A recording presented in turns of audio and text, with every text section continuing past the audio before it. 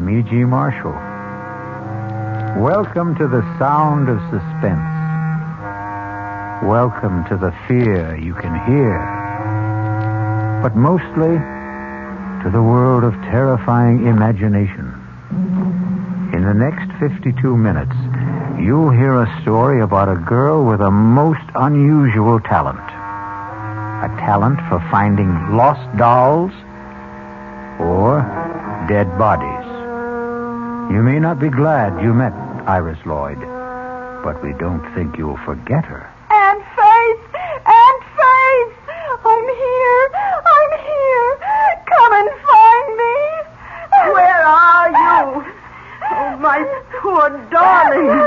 Where are you? Help me! Help me! It's so dark, and I'm afraid.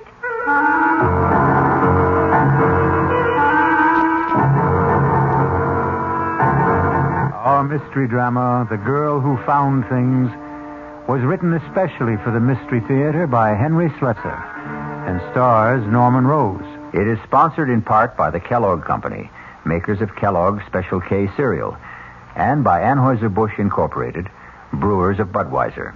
I'll be back shortly with Act One.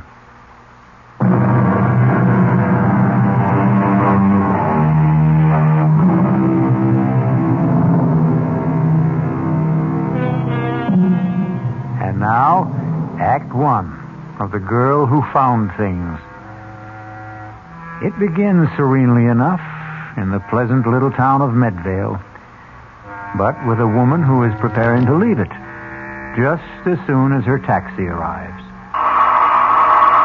Come in, Lucas. The door's open.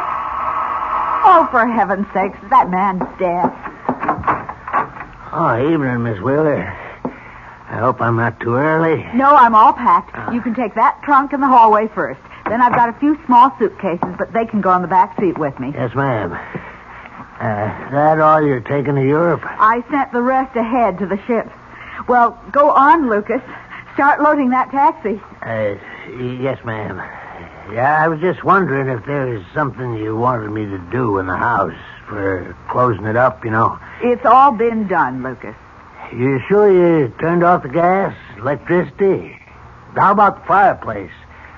I see you had a fire this morning. Are you sure it's good and cold? Oh, I suppose you could check it again just in case. Better safe than sorry, they say. Seems to me you've got a couple of embers burning there. Maybe I could put them out with a shovel. Please hurry, Lucas. Yes, ma'am. I'm going about this as fast as I can. You see, this isn't easy for me. What isn't? Lucas, for heaven's sakes, put the shovel back. You're tracking ashes all over the floor. Please, turn around, Miss Wheeler. Don't look at me. Lucas, are you crazy? I can't do this if you're looking at me. Lucas, put that down! I'm sorry, Miss Wheeler.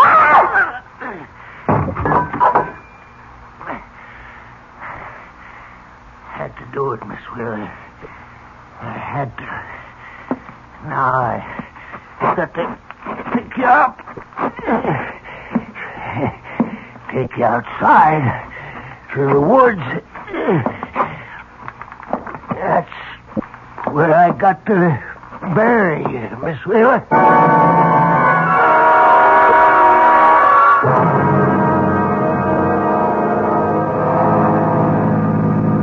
How much farther, David? We've been driving for hours. Almost there, darling. Just relax. Tell me more about your Aunt Faith. I don't really feel prepared to meet her. No one's ever fully prepared for Aunt Faith.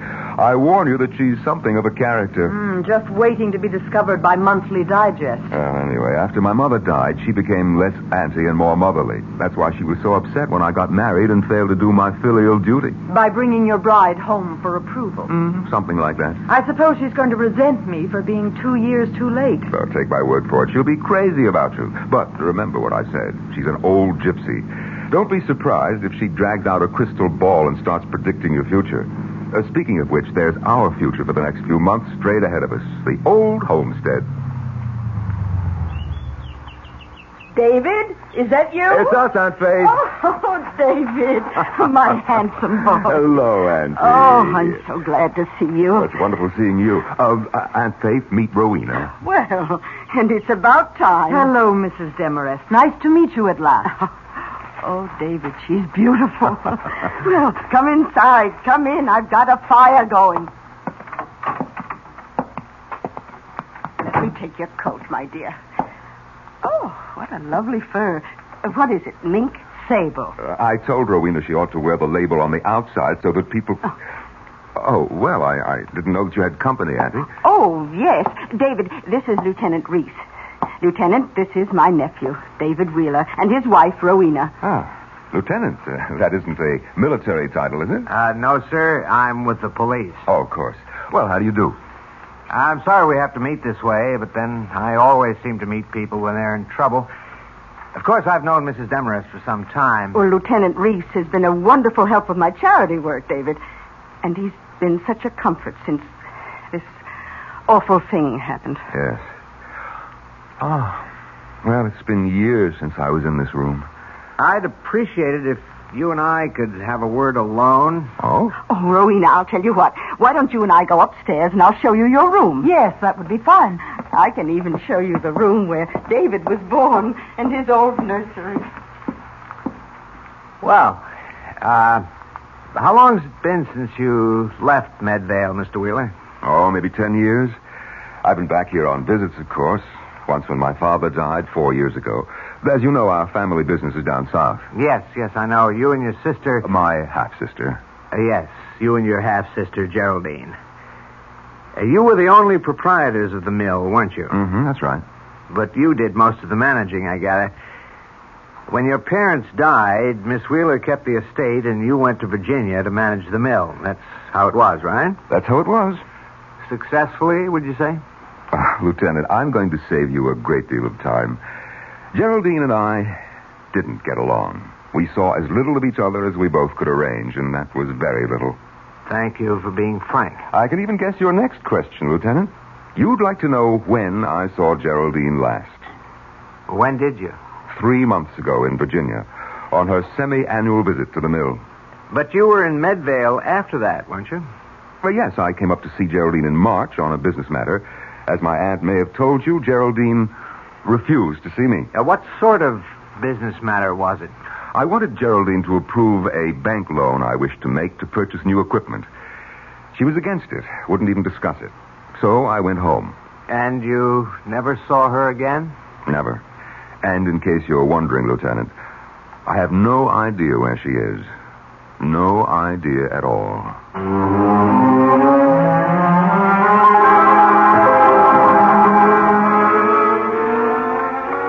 Sure you don't want some tea, Rowena? No, thank you, Aunt Faith. I'll stick to scotch. Oh, have some tea, darling.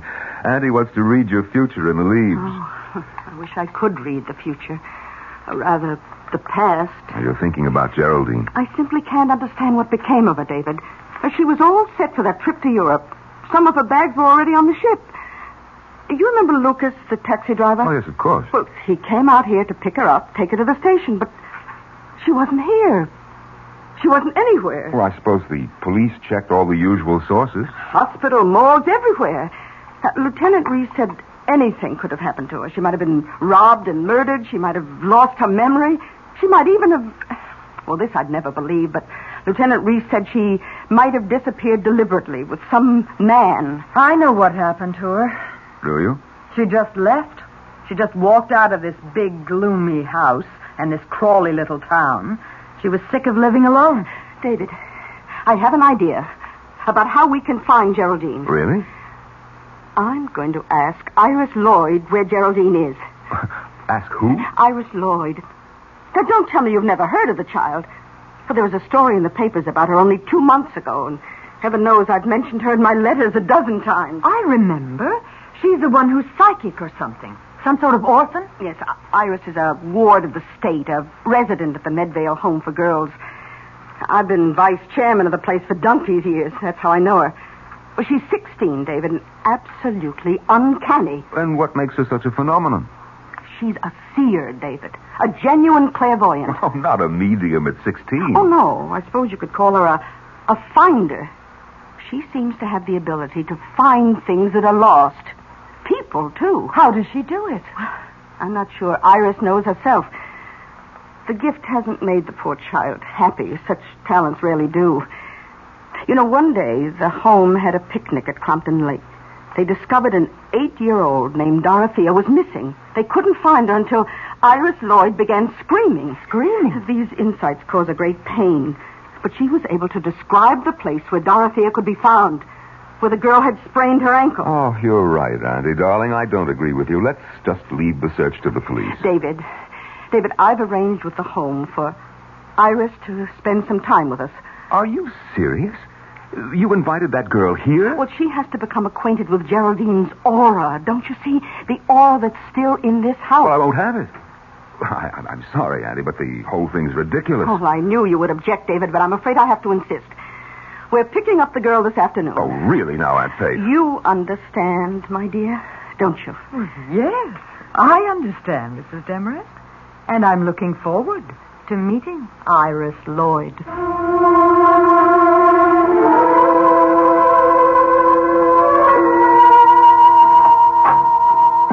Please come in, Mrs. Demarest. I suppose this is the nephew you told me about. Yes, sister. This is Mr. David Wheeler. David, this is Sister Clotilde, who runs the home. How do you do, sister? How do you do? In case your aunt hasn't told you, Mr. Wheeler, I'm not at all in favor of this move. I think it's wrong to encourage Iris in this delusion of hers. Well, then you and I agree with each other, sister. Oh, it's not a delusion, Sister Clotilde. It's a gift from God. She's undisciplined. You might even say wild. But you are letting us have her, sister. She can come home with us. Did you think my poor objections carry any weight, Mrs. Demarest? One moment. Sister Pauline, would you send Iris Lloyd in now? Shall I come in? Yes, Iris, come in. Iris, you know Mrs. Demarest. This is her nephew, Mr. Wheeler. Hello. Hello. You remember me, Iris. I've been coming here at least 3 or 4 times a year to see all you girls. Yes, Mrs. Demarest. Now, the directors have been good enough to let us take you home with us for a while. We need your help, Iris. We want you to see if you can find someone who is lost. Yes, Mrs. Demarest. I'd like to come home with you. I'd like to help you find Mrs. Wheeler. Oh. Then you know about my poor niece, Iris? The Secret Service couldn't have secrets here, Mrs. Demarest. You know how girls are. Well, I guess we can get started any time if Miss Lloyd is ready. Please call her Iris, Mr. Wheeler. Remember that you're still dealing with a child.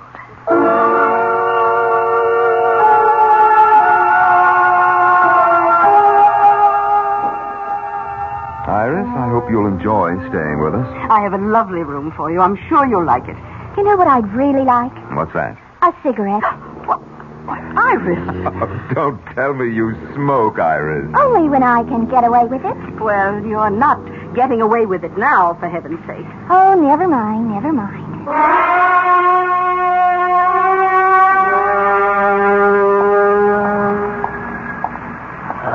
Hello there, Mr. Wheeler. Oh, Lucas.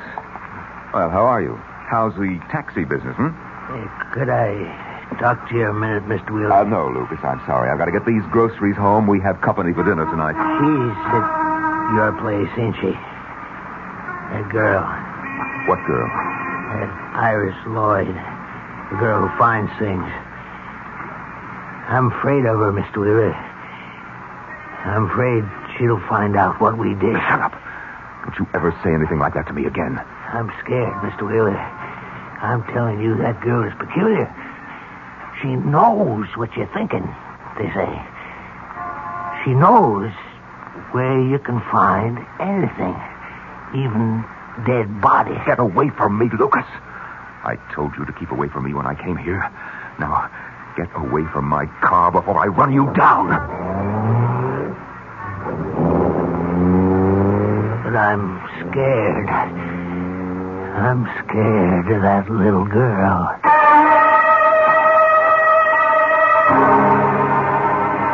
Lucas, the taxi driver, Lucas, the murderer, is scared. But David Wheeler seems to be frightened, too. And maybe we'll learn if the fright is justified when we return shortly with Act 2.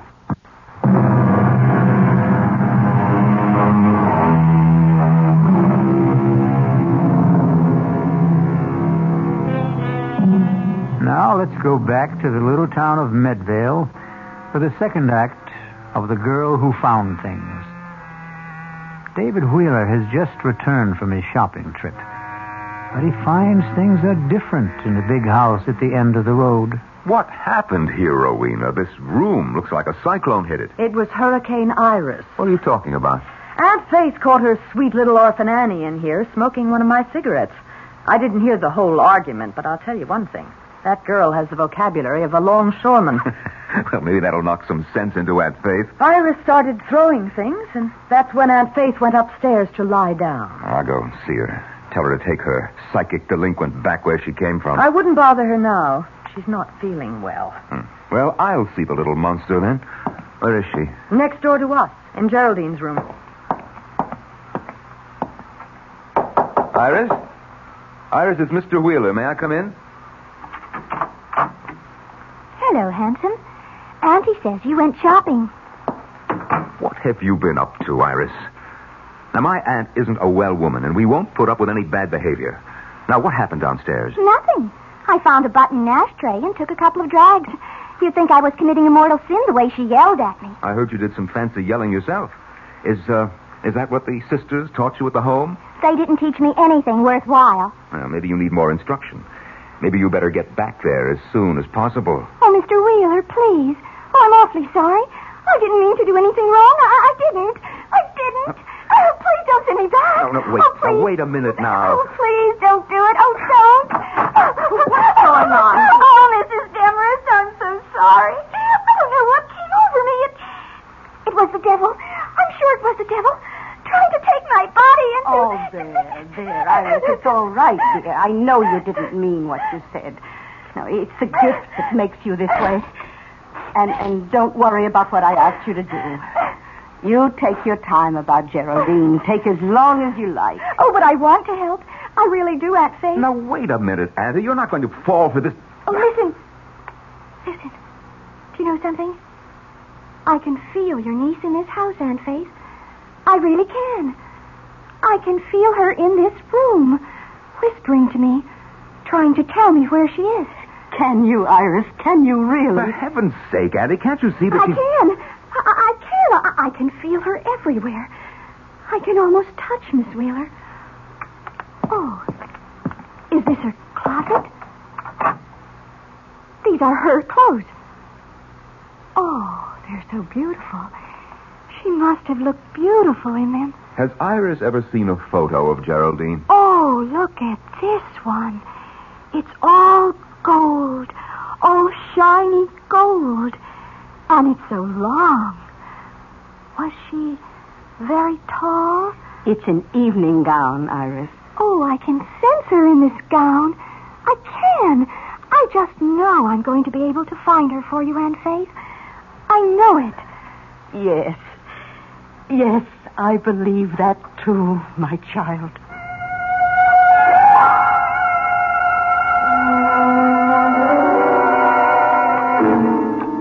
Won't you have some more of the beef, Rowena? No, thank you. And we'd better save some for Iris. Something tells me that little girl has a very big appetite. Well, I wish she'd come downstairs. I told her dinner would be served at 7:30. Would you like me to go upstairs and see if she's all right? No. I'm sure she'll be down in a moment. You've really forgiven her completely, haven't you? Of course. Oh, you don't understand psychic personality, David. It wasn't her swearing at me this afternoon. It was this demon which possesses her. The same spirit that gives her the gift of insight. David, your fork. Take a look at what's coming downstairs in a gold lame evening gown. For heaven's sake. Hello, everyone. Iris, whatever are you wearing? You go upstairs and get that dress off. You have no right to wear my sister's clothes. Take it off. Why should I? You heard me. Get that dress back in the closet. I won't, Aunt Faith. No, I won't take it off. You know what I told you? I have to wear your niece's clothes so I can feel her aura. You're going to feel my foot in about 5 seconds if you don't go upstairs. Now everybody in this house hates me. Iris, don't. No, please don't cry. Oh, David, you shouldn't talk that way to the poor girl. I won't stay here. I won't help you find your niece, that's all. You can't do anything of the kind, and you know it. Iris, listen to me. Yes. Iris, you remember those things you did at the home? The way you found things for Sister Therese? Yes. Do you think you could do something like that again, right now for us? I don't know. I could try. Would you let her try, David? I don't know what you mean. Now, I want you to hide something or name some object you've lost or misplaced, perhaps somewhere in this house. This is silly. It's a parlor game. The least you can do is try it. Oh, all right. How do we play this game of hide and seek? David, what about the cat? The cat? You remember, you once told me about a wool kitten you used to have as a child. You said you lost it somewhere in the house when you were 5, and you were so unhappy about it you wouldn't eat for days. Well, that's 30 years ago, Rowena. All the better, David. Iris, do you think you could find it? Could you find David's cloth kitten? Oh, I'm not sure. I'm never sure. Just try, Iris. We won't blame you if you fail. It might have been thrown out ages ago, but try anyway. All right. I will. But you'll have to shut off the lights. And then what? Burn incense and chant? David, please, turn off the room I'll light. do it. There, Iris. The room is dark enough, isn't it? Yes. It's dark enough when I close my eyes. What's she doing? Breathing, obviously. I think she's going into a trance. It's so hard to know if she's faking or not, isn't it? Not for me, darling. She isn't, David. I know she isn't. She's in a genuine trance. Listen. Hot. Oh, it's so hot. She's sweating. So hot. She isn't faking that, David. Oh, so hot back here. Oh, please. Oh, please. Kitty is hot. Hot Kitty is hot. Kitty, she could be talking about the wool cat. Well, what if she is? Oh, please. Please, somebody. Help. Help Kitty. Help her. Please help Kitty. Dear heavens, the girl is in pain. It's an act, I tell you. Hot. Behind the stove. So hot. Kitty, so hot. Behind the stove, is that what she said? Iris, darling, are you all right? David, turn on the lights quickly. Oh, Auntie, it was all gibberish. Rowena, it's just nonsense. You're so stubborn, David. Well, she said it clearly. The kitten's behind the stove.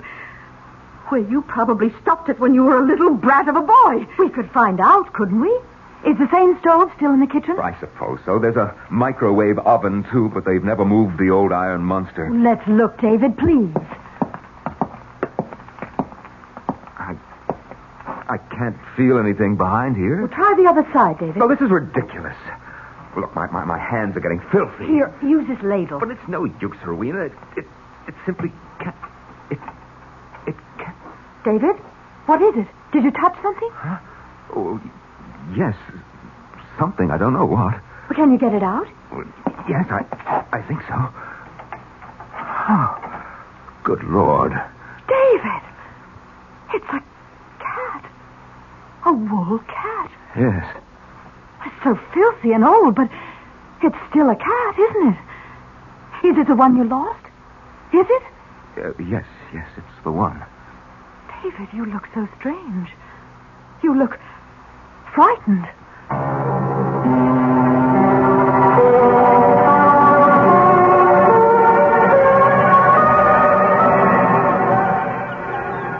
What are you doing here? Iris, having a picnic all by yourself? I just thought I'd lie on the grass for a while.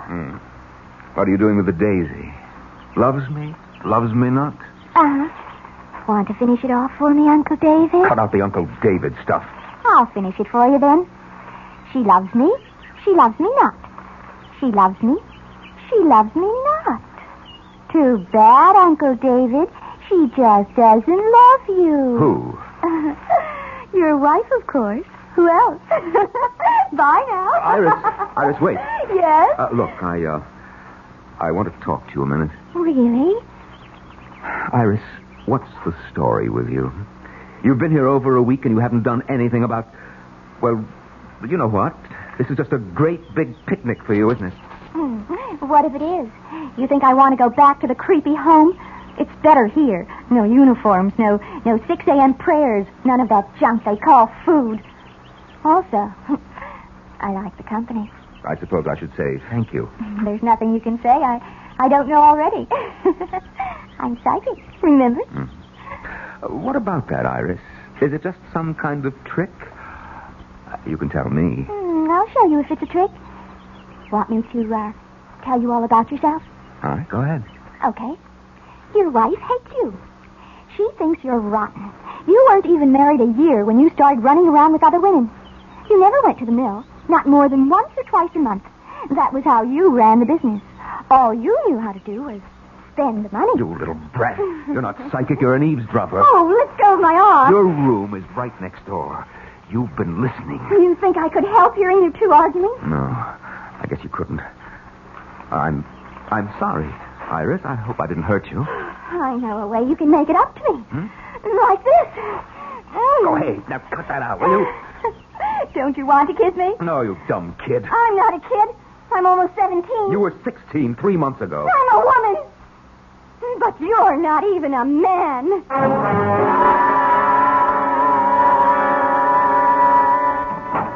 David? Yes, Auntie, it's me. Oh, did you call for a taxi? A taxi? No, why? Should I? Oh, I don't know, but Lucas's cab is in the driveway. He said he was waiting for you. Lucas? Well, I'd better go and see what he wants. Dinner will be ready around 7, David.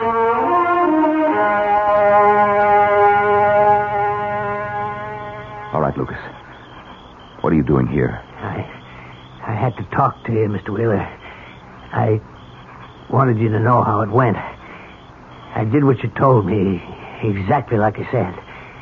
I hit her clean. She didn't hurt a bit. No blood. All right. I don't want to hear about it anymore, Lucas. I'm satisfied. And you should be, too. You got your money. Now forget about it. I picked up Miss Wheeler and I took her out in the woods as far as I could. I dug deep, Mr. Wheeler. I did a good job. I smoothed it over and spread them leaves so as nobody would guess it was there. Nobody except... Oh, so it's that girl you're still worried about. I heard awful funny things about her, Mr. Wheeler. About her finding things. Finding that little girl that fell near Crumpton Lake.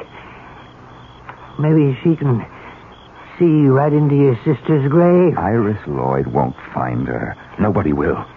But she's right behind the house, Mr. Wheeler. She's so close. Right in the woods. You've got to forget it, Lucas. Like it never happened. My sister's disappeared, and she's not coming back. As for the girl, don't believe what you hear. Nobody can see into a grave, Lucas. Nobody.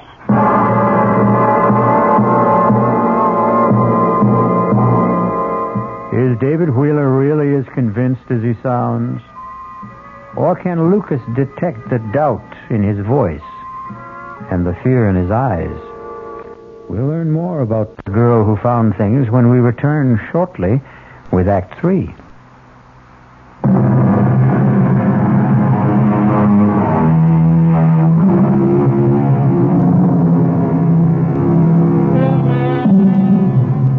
Now let's return to the Wheeler house in the town of Medvale. A house filled with people waiting for a psychic revelation from the girl who found things. But that revelation appears to be very slow in coming. That girl has been here for how long? 2 weeks? It seems like 2 months. And she hasn't done a thing but enjoy herself. David, what's the point of our staying on? You said you had some affairs to settle. You don't seem to be conducting any business at all. Well, I haven't been in the mood for business. That's nothing very new, is it? How long are you going to keep that light on? I'd like to get some sleep. If you think Iris Lloyd is indulging herself, what about you? Be quiet. I told you that she can hear every nasty little quarrel in this room. That's why I asked for a truce. Well, she doesn't have to eavesdrop, does she? Can't she read minds? Well, she's not the only clairvoyant around here. I can read her mind, too. Well, she's a child, for heaven's sake. She's in love with you. Of course, there's a minor obstruction in her plans, a small matter of your wife. But then I've never been much of a hindrance to your romances, have I? I thought you agreed to that truce. You are a pacifist, David. That's part of your charm. That's why you came up here in March, wasn't it? To make peace with Geraldine. I came here on business. You came to keep Geraldine from sending you to prison. That was the business. You know nothing about it. I have eyes, David. I know you were taking money from the mill. Too much money. Geraldine knew it, too.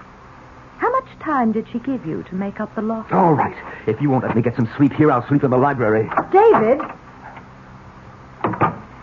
David, is that you? Yes, Aunt Faith. What are you doing up? Oh, I heard a noise. Oh, well, it was me, probably. I was just going down to the library to find a book to read. No, it wasn't you. David, look. What? Oh, it's Iris. Yes, in her nightgown. What's she doing in the front hall, dressed like that? David, she's sleepwalking. What? Look at her eyes. David, we have to follow her. No, let her alone, Auntie. You're not supposed to disturb a sleepwalker, are you? I've got to follow her. All right, I'll come with you.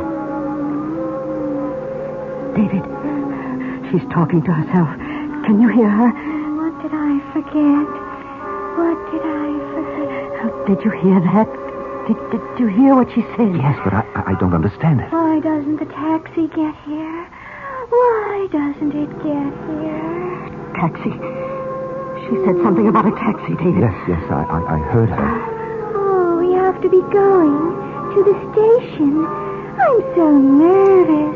I'm always so nervous when I go on a trip. Please get my luggage. My luggage. Oh, dear God, David. She's in a trance. She's talking the way... Oh, what did I forget? Gas, electricity, telephone. The fireplace. Is the fireplace cold? Oh, no! Not the fireplace! Not the fireplace! Oh, what does she mean? I don't know, but... Auntie, I think this is wrong. I think we should get her back to bed. No. Don't touch her, David. Don't. Look. She's heading for the back of the house. Come on. Yes, we've got to follow her. I think she means to go outside. We can't let her do that. Maybe it's important. Maybe it's something to do with Geraldine. Oh, don't be insane. She's just sleepwalking, that's all it is. Iris, wake up. David, don't. You mustn't. You want that girl to catch pneumonia? Iris. No, Iris. Don't. Please. Iris. Please don't. Iris, Don't. wake up. Don't. Oh, David, what have you done? You're not supposed to wake a sleepwalker. Everybody knows that. Let me go. Stop it. Help somebody. Stop it. Help me. Iris. Help me. Iris, it's only me, Iris. He's trying to kill me. He wants to kill me. No, darling, it's all right. It's only us. Wake up, I said, wake up. Oh, you poor child, you poor baby. Oh, David, that was a cruel thing to do. Oh, and Faye. Yes, Iris, I'm here. Oh, are you all right? Oh, yes. Yes, I'm all right now. Oh, I was so frightened for you, dear. Yes, but I'm all right. I think that I'm ready. Ready? What do you mean, dear? I think I can do it now. I think I might be able to tell you. You mean where Geraldine is? Yes, I think I can. Oh, David, we've got to call Lieutenant Reese. Reese? At this hour? I told him I would call him whenever Iris thought she knew something. I promised him I'd call. But it's almost midnight, Auntie. He'll come. I know he will. I'll telephone him myself. You take Iris to her room. Yes, all right. Come on, Iris. Yes, Uncle David.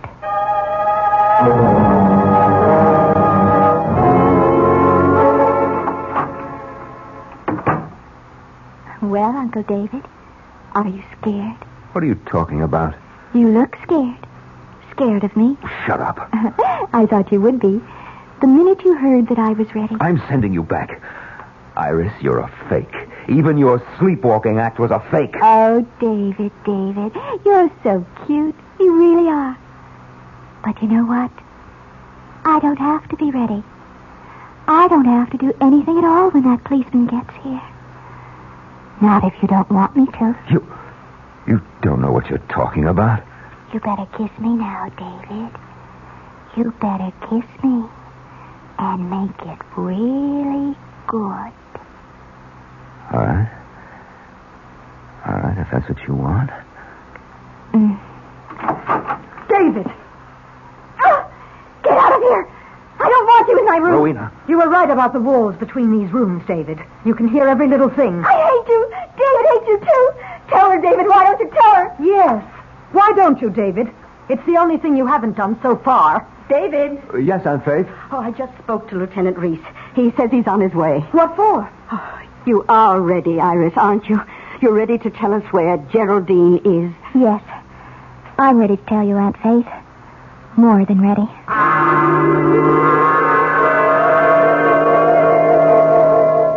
Are you sure she's all right, Mrs. Demarest?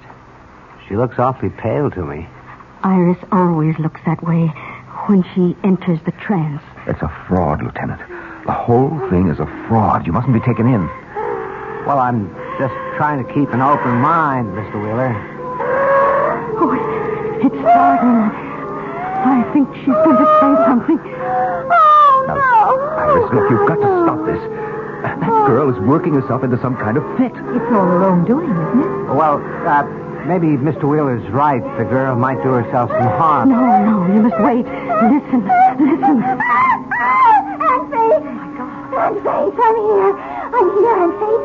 Come and find me. Oh, help me. It's so dark. Oh, won't somebody help me?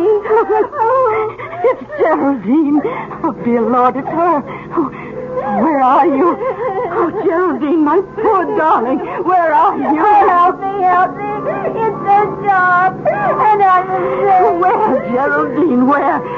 Tell us where you are. Someplace far away. A place with ships. The sun is shining.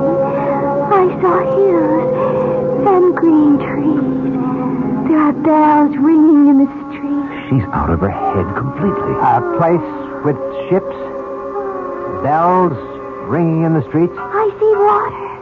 A bridge. Trolley cars in the street. Going up and down the hill. San Francisco. I'm sure she means San Francisco. Yes, it sounds like it. Iris, do you mean San Francisco? Is that where Geraldine is? Yes. That's where she is. Well, who knows? It's as good a guess as I've heard. Has Miss Wheeler ever been in San Francisco before? Never. Why would she go there? David? I really wouldn't know.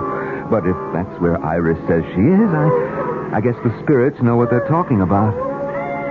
She's waking up. I want to go home. Oh, please, somebody take me home. To Sister Clotilda.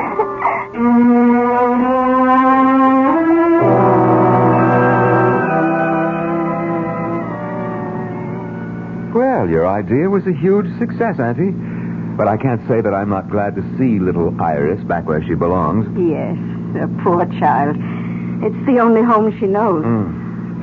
Now all the police have to do is find Geraldine in San Francisco, if she hasn't taken a boat to South America by now.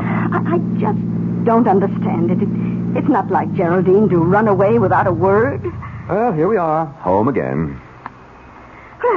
Aren't you coming in, David? Oh, not just yet. I thought I'd go into town and pick up some champagne. I thought we'd celebrate a bit tonight.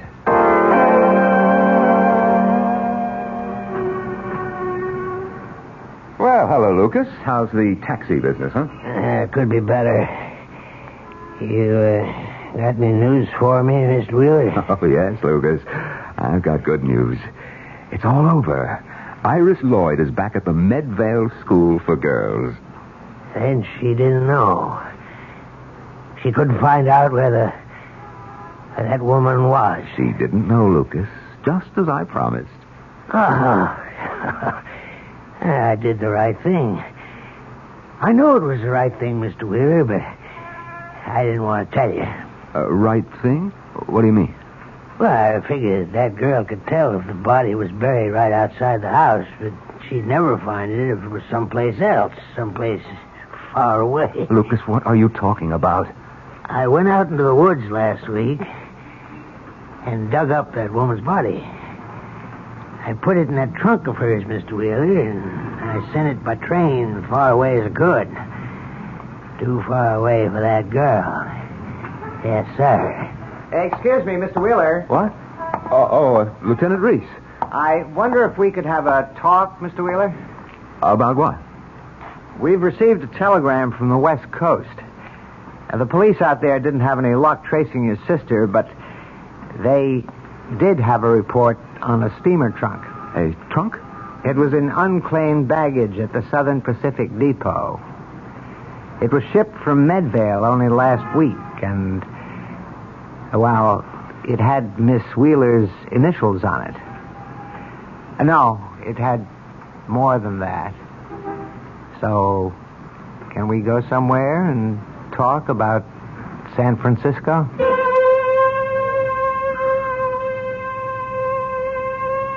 Well, Iris Lloyd is back in her own bed tonight, and her dreams will probably be peaceful. But David Wheeler is in for a nightmare that may last him for the rest of his life. I'll be back shortly.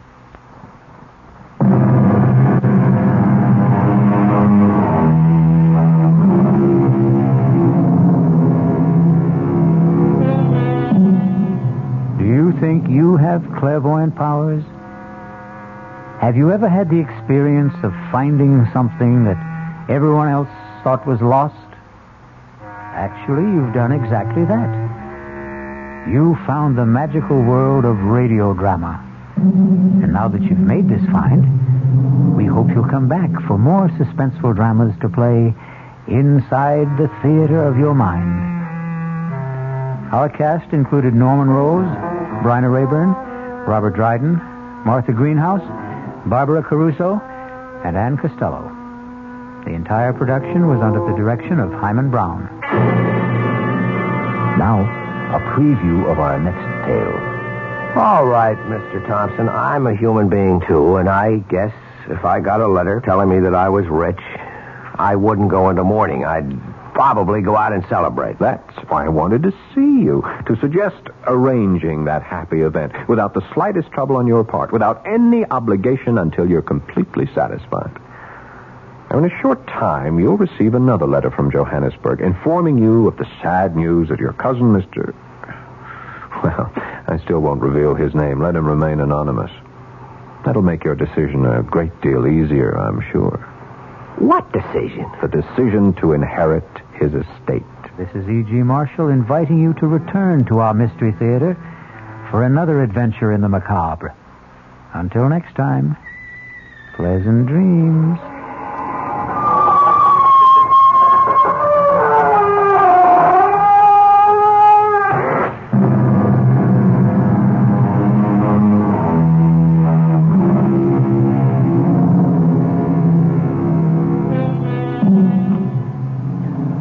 WOR Mystery Theater was brought to you by ShopRite Supermarkets, where you get a lot more for a little less, and by Suburban Savings, with offices throughout North Jersey.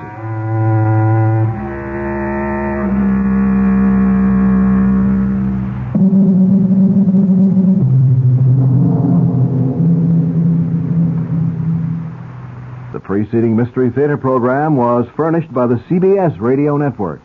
Join us tomorrow night for another Mystery Theater presentation at 5:05, right after the 5 o'clock news. WOR New York, your station for the Mystery Theater.